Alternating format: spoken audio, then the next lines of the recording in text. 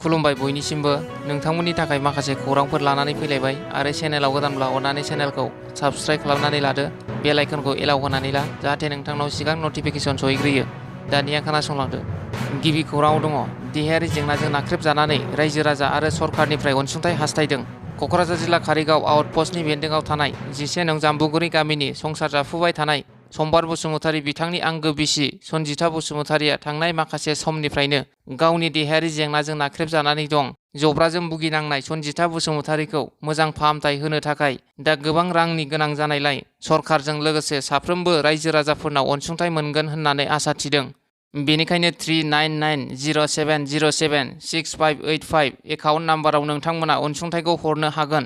लोगोसे बिथांजों 8011163410 मबाइल नाम्बारनि गेजेरजों थोंजोङै फोनांजाब खालामनो हागोन। नैथि खौराङाव दङ बिटिआरनि मावफुं सोद्रोमा अरुप कुमार देआ एबसुनि आफादगिरि दिपेन बर'आ खौसेथि जानांगौ होनना बाथ्रा बुंनायखौ लाना हेंथा होनायनि सायाव चिरां जिल्ला एबसुआ गोख्रों फिनजाथाय होदों। एबसुनि सायाव बिटिआरनि मावफुं सोद्रोमा अरुप कुमार देआ बाथ्रा बुंनायनिफ्राय गोजानाव थानांगौ।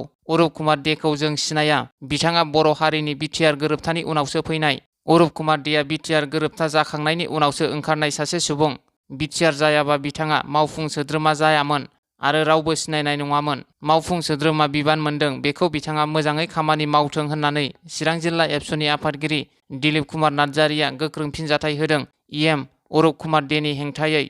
थामथि खौराङाव दङ गरेस्वरनि बेथागावनि फुथिमारि दैमायाव सिनाय मोनै सासे आइजोनि गोथै सह मोननाय जादों। बोखांनो हानाय गोथै सहखौ सासे आइजोनि होनना सिनायथिनाय जादों, नाथाय गोथै आइजोनि मुं आरो थंखौ मिथिनाय जायाखै। खौरां मोननानै गरेस्वर पुलिस थाना आरो सहागपुर पुलिस थानानि पुलिसा जाथाय जानाय जायगायाव सौहैनानै गोथै सहखौ बोखाङो आरो पुलिस थानायाव लानानै थाङो आरो गोथै सहखौ पस्टमर्टमनि थाखाय दैथायहरनाय जागोन होननानै पुलिसा मिथिहोयो। ब्रैथि खौराङाव दङ गरेस्वर नोगोराव सानै ड्राग्स फालांगिरिखौ हमनो हादों। मिथिनो मोननाय बादिब्ला बिसोरो सानैबो गरेस्वर बास स्टेन्डआव कानारा बेंकनि साखाथियाव गंसे गोदान बिल्डिं न' बानायगासिनो दंमोन आरो गावसोरखौ मिस्ट्रि होननानै सिनायथि होदों। हमजानाय ड्राग्स फालांगिरिखौ गरेस्वरनि फिराज आली आरो क'क्राझार जिल्लानि मफिदुल आली होननानै मिथिनो मोन्दों। बाथि खौराङाव दङ फकिराग्रामाव कंग्रेस दोलोनि जयनिं हाबाफारि। क'क्राझार जिल्लानि फकिराग्राम ब्लक कंग्रेस दोलोनि मावख'आव मोनसे जयनिं हाबाफारियाव 100नि बांसिन बिपिएफ, जिएसपि आरो गुबुन गुबुन दोलोनि मददगिरिफोरा कंग्रेस दोलोआव जयनिं जादों। क'क्राझार जिल्ला कंग्रेसनि आफादगिरि प्रेम हास्दा, लाइमोन दैदेनगिरि बाहारुल इस्लाम, आब्दुल बारेक आहमेद, खायरुल इस्लाम, मुख्तार आली आरो गोबां दैदेनगिरिफोरा मैयानि जयनिं हाबाफारियाव नुजाथियो आरो गोदानै हाबफैनाय सुबुंफोरखौ बरायो। द'थि खौराङाव दङ बनरगाव ब्लक बिपिएफनि organizing secretary Rahendra Daimary BJP दोलोआव जयनिं। क'क्राझार जिल्ला बनरगाव ब्लक वेस्ट मालिगाव बिसिडिसिनि सिङाव थानाय साम'खागुरि गामिनि आथिखालाव बनरगाव ब्लक बिपिएफनि organizing secretary Rahendra Daimary BPF नागारनानै मैया बिजेपि दोलोआव जयेन जाबाय। बनरगाव बियाबनि एमसिएलए राजिब बांगाला रहेन्द्र दैमारिखौ गावनिनो न'आव थांनानै बिजेपि दोलोआव बरायनानै लादों। स्निथि खौराङाव दङ गसाइगावनि कुसुगावआव जिडिएसए बि डिभिजन फुटबल लीग गेलेनाया मैया थुंगेबाय। गसाइगाव डिस्ट्रिक्ट स्पर्टस एस'सिएशननि बानजायनायाव जिडिएसए बि डिभिजन फुटबल लीग कुसुगाव जननि जोलुर बादायलायनाया कुसुगावनि गेवलां गेलेग्रा फोथाराव थांनाय 7 जुलाइनिफ्रायनो जाबोनानै मैया जोब्बाय।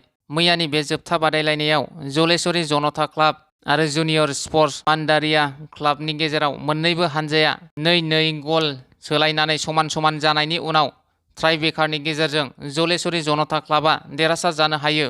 8थि खौराङाव दङ कुसुगाव बियाबनि सिङाव थानाय 1 नं खुर्साखाथि गामिनि 500निबो बांसिन बिपिएफ दोलोनि सोद्रोमाफोरा इउपिपिएल दोलोआव जयेन जादों। पिएम उकिल मुसाहारिनि नुजाथिनायाव बिपिएफ दोलोखौ नागारनानै इउपिपिएल दोलोखौ मदद होनो जयेन जायो 500निबो बांसिन सुबुंफोरा। 9थि खौराङाव दङ रावबो रावजोंबो अरायनि सुथुर नङा आरो रावबो रावजोंबो अरायनि थाखाय लोगोबो नङा। बियो पलिटिकेल लिडारफोरनि आखुथाय होनना बिटिआरनि लेङाइ गाहाय मावफुं सोद्रोमा गबिन्द चन्द्र बसुमतारीया बुंथियो। उदालगुरि जिल्ला 37 नं धोनसिरि बियाबनि सिङाव थानाय पुहुराबारि प्राइमारियाव मैया इउपिपिएल राजखान्थि हान्जानि जगदान हाबाफारि लायो। बे जगदान हाबाफारियाव गुबुन गुबुन राजखान्थि हान्जानिफ्राय इउपिपिएल हान्जायाव गासै सा 200 सोद्रोमाफोरा जयेन जादों। हाबाफारियाव बिटिआरनि लेङाइ गाहाय मावफुं सोद्रोमा गबिन्द चन्द्र बसुमतारी बिथाङा खौरांगिरिनि सोंथियाव ओरैबायदि बिबुंथि होयो। पलिटिक्सआव जे रावबो रावजोंबो अरायनि सुथुर नङा आरो रावबो रावजोंबो अरायनि थाखाय लोगोबो नङा। बियो पलिटिकेल लिडारफोरनि आखुथाय होनना बुङो बिथाङा। 10थि खौराङाव दङ बुहुमनाङै बर'नि हारिमुखौ जौगाहोनो आरो बुहुमनाङैनो बागुरुम्बाखौ मिथिसार होनो Guinness book of world record 2024 master training workshop हाबाफारि खुंफुंदों। बे हाबाफारिखौ गुवाहाटि नोगोरमानि गणेशपारायाव थानाय मिलन ज्योति गेलेग्रा फोथाराव Bagurumba Guinness book of world record programme selection committee गुवाहाटीनि बानजायनायाव खुंफुंदों। Bagurumba Guinness book of world record programme selection committee गुवाहाटीखौ गुवाहाटी जिल्ला एबसु, बर' थुनलाइ आफाद, बर' हारिमु आफाद, बर' आइजो अनसाय आफाद आरो गुवाहाटी जिल्ला बाथौ गौथुम बे मोनबा आफादा जथायै दाफुंनानै लादों। 11थि खौराङाव दङ गसाइगावआव सोमजिनाय हानजायारि जिनाहारि जाथायखौ लानानै एबसुनि बानजायनायाव हानजा सुरनाय हाबाफारि खुंफुंदों। क'क्राझार जिल्लानि गसाइगाव महकुमानि सिङाव थानाय तुलसीबिल पुलिस आउटपस्टनि सिङाव थांनाय 24 आगस्टआव हरनि समाव हानजायै मुसलमान हारिनि लाइमोन सेंग्राफोरा गंसे एल्ट' आरो गंसे बलेर' गारियाव सानै बर' उन्दै हिन्जावसाफोरखौ दैखांना लांनानै जिनाहारि खालामनाय जाथाया ओनसोल नाङैनो गिखांनाय लाबोदों। बे जाथायनि हेंथायै आमिनखाता गोजौ फरायसालिनिफ्राय तुलसीबिल गुदि फरायसालिसिम दायनिगिरिफोरखौ फासि होनायजों लोगोसे दुखुथिया नखरा थार बिजिरनाय मोननांगौनि दाबियाव मैया एबसुनि बानजायनायाव मोनसे हानजा सुरनाय हाबाफारि लानाय जादों। बे हाबाफारियाव बर' हारिनि गोबां आफादफोर लोगोसे गुबुन गुबुन हारिनि फरायसा आफाद आरो गोबां सानसुमै रायजो राजाफोरा बाहागो लादों। लोगोसे जाथायजों लोब्बा थानाय फारियै जयपुरनि जमाल खान 21 बोसोर बैसोनि, शेख आब्दुल्ला 21 बोसोर बैसोनि आरो नूर आलम 25 बोसोर बैसोनि दुथांफोरखौ गोख्रों साजा होनांगौनि थाखाय क'क्राझार जिल्ला एबसुनि आफादगिरि कृपेश दैमारी बिथाङा रायजो सरकारखौ खावलायहरो।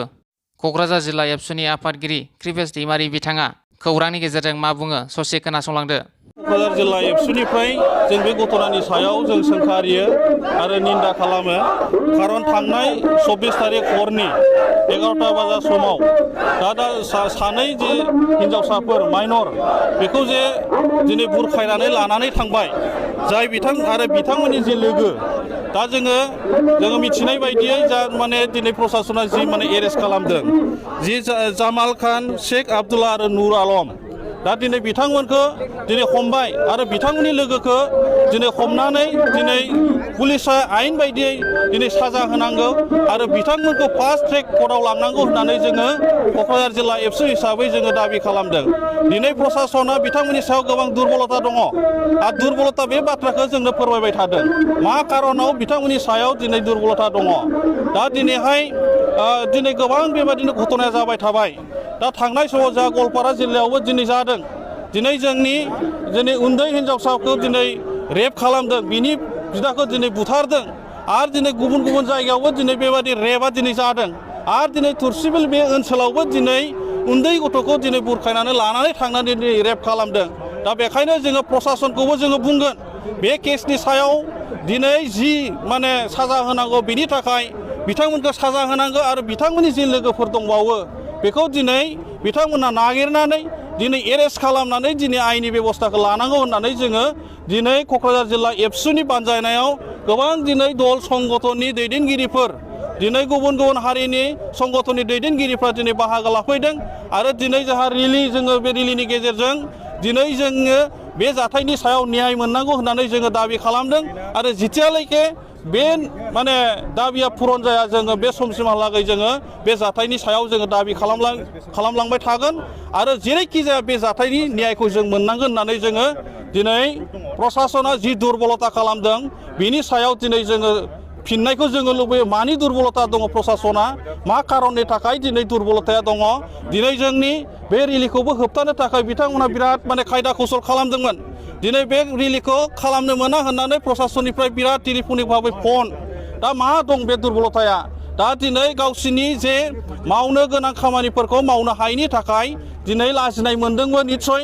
दा बेनि थाखाय जोङो बिथांमोनखौ अराय सम जोंनि बे ओनसोलनि रायजो राजाफोरनि थाखाय आरो गुबुन गुबुन ओनसोलाव जिहेतु बे जाथाया जाबाय थादों, दिनै जोंनि ट्राइबेल माहारिनि सायाव जे दारि गोलावफोर माने जि माने खखाव दारि गोनांफ्रा माने गांसो गोनांफ्रा जि माने बे जाथाय जोंनि बर' बा ट्राइबेलफोरनि सायाव जे जोंनि माखासे मानसिफ्रा जे बेबादि जाथायखौ मावबाय थादों, जों माब्लाबाबो सहायनो हाया आरो जों सहाया।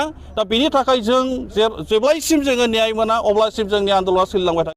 12थि खौराङाव दङ फोथाय खेबस' खालामदों आं हारि जौगाहोनांगौनि सार्थआव आसाम आयेन आफादनि बुंथिगिरि बिस्वजित दैमारिया बुङो मैया सिमेन्ट साफारिनि सानजारि नोगोराव बर' कसारि गाव हायुङारि खुंथाइ एबा BKWSCआ आसाम आयेन आफादनि बुंथिगिरि बिस्वजित दैमारिखौ बरायदों। बे हाबाफारियाव गोबां धेमाजि जिल्लानि सिङाव थानाय बर'नि माहारियारि आफादफोरनिफ्राय दैदेनगिरि बिथांमोना बाहागो लादों जेरै बर' फरायसा आफाद, खौसेथि बर' सुबुं आफाद, बर' थुनलाइ आफाद आरो दुलाराय बर' आइजो अनसाय आफादनि दैदेनगिरि बिथांमोनाबो बाहागो लानानै बिथांखौ बरायदों।